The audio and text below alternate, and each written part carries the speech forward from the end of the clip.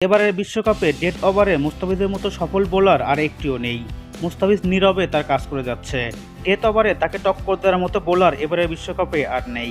নেপালের বিপক্ষে মুস্তাফিজের ১৯তম ওভার মেডিন করাতে ম্যাচ ঘুরে গিয়েছিল।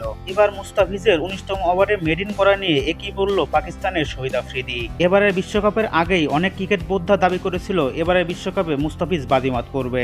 বিশ্বকাপের সর্বোচ্চ উইকেট শিকারী বোলার হবে মুস্তাফিজ। প্রথম ৪টি ম্যাচে মুস্তাফিজ তার প্রমাণ ভালোভাবেই দিয়েছে। খুব বেশি উইকেট না নিতে পারলেও ইকোনমিক্যাল বোলিং করে প্রতি ম্যাচেই দলকে জেতাচ্ছে।